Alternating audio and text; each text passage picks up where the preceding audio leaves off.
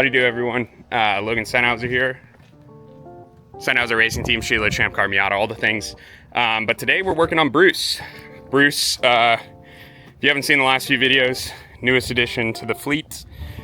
2003 Chevy Express 3500. It's gonna be my new tow rig. And then I'm gonna use it to camp at the track, as well as it'll be my DJ hauler for when I'm doing DJ events. But if you saw in the first video, we had shelves in here. We got them out. I took them to the scrapyard, got that all done. Scrapyards are a crazy place. So many different people there. It was really unique. Yeah, if you ever want to see a bunch of different walks of life in one area, scrapyard, go check it out. But I got $17 for those shelves. Yippee. But I'm just glad to have them gone. And then I did this yesterday off camera, just because I wanted to get going on it, and it was stream night, so I didn't want to delay too long. But you can see I put E-tracks on the wall. These are just 5-foot sections of E-tracks from Harbor Freight. I did one on this side as well. However, this side I had to trim like a few inches off, but either way. And then I got these nice little, again, Harbor Freight, these little brackets that hold 2x4s, and then I just ran 2x4s across, and now we've got a great, wicked sturdy bed platform. So now I just need to throw the plywood on top. A full-size bed will fit up on top of here, and the goal is to keep allow this to be comfortable to be camped in, but also keep it usable for utility and stuff like that. So we're gonna throw the bed across, and then I think I'm gonna try and make some sort of wall up here, but I also want to be able to have it detachable for if I want to throw sheets of plywood in here, or a ton of equipment or something like that. But we'll see. We're gonna kind of cross that bridge as we go. But for right now, I'm gonna throw this sheet of plywood on here and get it bolted and trimmed down.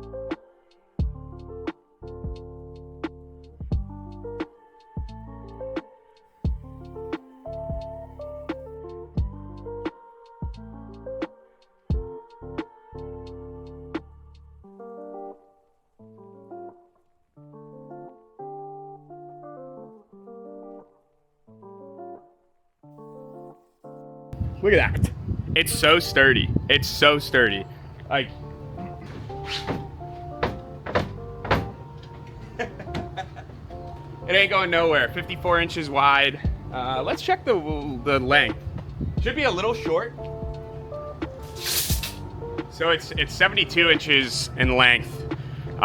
So it's about 2 inches short of what a full-size mattress is. So I might have to trim my mattress a little bit, but that shouldn't be too terribly hard. But I mean, it came together so well here. I'll give you a close-up. So like I said, we've got the E-tracks underneath. So in theory, this is all removable if I do ever want to do like a full no-bed cargo run. My theory was if I ever need to move, like houses or something like that, I can take the bed out and use this to kind of move stuff around, which would be kind of helpful, or for friends, whatnot. It's not easy to take out. I need to unbolt everything and kind of take it out piece by piece, but it is doable. And like I said, I mean, my little patch panels on the ends here are rough. I'm not too terribly worried about it. I just wanted to get something there to support it. And then obviously we have the big sheet in the middle, 3 2x4s underneath. And then I added this 2x4 to the end because it was just under 54 inches. And then adding this made it like 54 and a half, which is, obviously what we're shooting for. So platform looks great. Next steps is I'm going to add a little fence here just to kind of help to keep the bed in place. I don't know if I'm going to use a 2x4 or maybe some extra plywood, but we're going to add a fence to the front and back. And then my goal is to add some kind of finishing panel here to separate the underbed space from the kind of cargo area up here, or I guess the cargo area from whatever this space would be considered. It's still going to be a cargo area pretty much. But I can't decide how to frame it, and I still want to be able to put long items through, but I guess I could put them on top of the bed. So we're going to deliberate on that one a little bit more, but I'm going to put the little bed edges up for the time being. All right, so the frame rails are installed. Like I said, I just used some 2x4s and just screwed them in, and I'm happy with that. This might get a coat of paint at some point, but for right now, it's going to live the way it is. The next step before I run downtown and grab the bed that was just delivered is, as you guys saw, there were shelves in here previously, and me and Casey took them out. I just hit them with some of that rust eater, the holes, just temporarily. But I'm going to hit them with, I just put it up here. Oh, hold on. I'm going to hit them with some of this poly sealant. It's for roofing, I guess. I don't know. It's polyurethane Loctite sealant. So I'm just gonna seal up all those holes really quick and then just hit them with a coat of white spray paint. Just because, you know, we don't want water coming in the van. That's never good, especially when you've got this insulation under here that'll soak it up and then turn into rust. So I'm just gonna do that real quick and then we're gonna get on the road. All right, I'm gonna scoot on out of here, go pick up the bed from home. For me, it'll be like an hour. For you, it'll be 2 seconds and we'll be back. And we'll unwrap the bed and see what happens. You can see that there is now a box in there. It's kind of tucked up in the corner. But the bed has been acquired, just like that.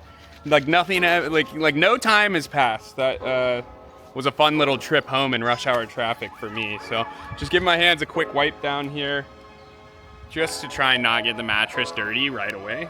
Even though I'm sure it's going to not be the cleanest mattress of all time, but we're gonna try and keep it as nice as possible.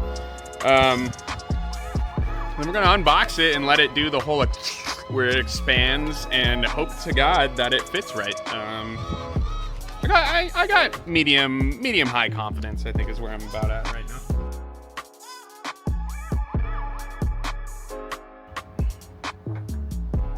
It's still expanding, so, but I mean that looks pretty all right. I'm a little dirty, but I think I'm gonna lay down anyways, just because I am incredibly ecstatic to give this a shot.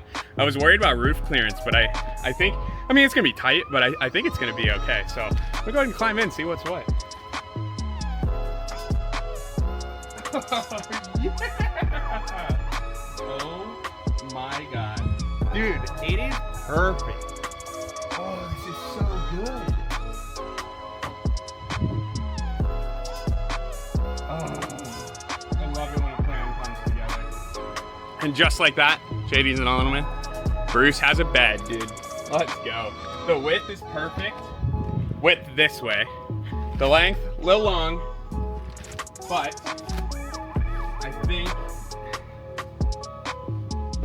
I think it will work. I think as it continues to like expand and I use it and kind of mat it down, it'll just kind of fit the space. I don't think I need to cut off the 2 inches. I think we'll be okay. But if I do, it's not the end of the world. Oh my God, yes, dude. This is so good.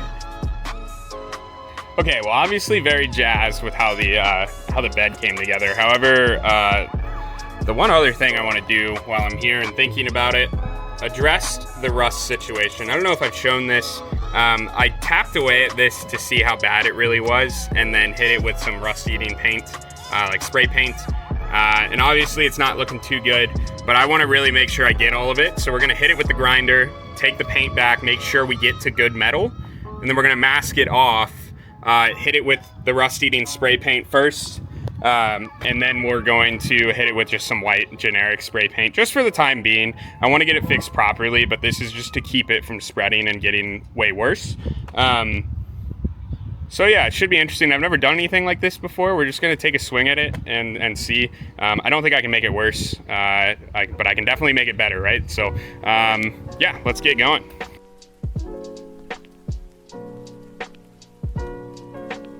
Man, I got schmutz all over my face. So you saw the first one. I just went ahead and did the rest of them. It's pretty rough. Definitely not super excited. About the only spot I didn't have to hit was behind the front right. You can see this one was pretty bad back here, even though it didn't look like it was all the way underneath. Similar here, it's pretty rough.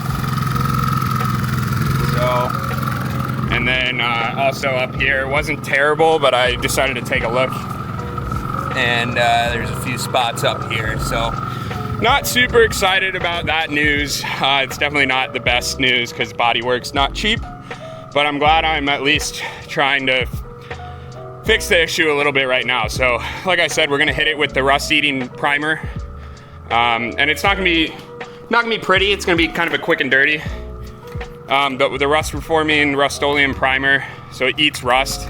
Basically, some chemical reaction converts it from iron oxide into whatever the heck it turns it into. It literally like off gases. It's kind of wild. So that'll be the primer, and then I'll just hit it with some generic white spray paint. So it won't look terrible. I hope it doesn't look terrible, but it definitely won't look good. And like I said, it is something I'm gonna have to get fixed properly here in the near future. So.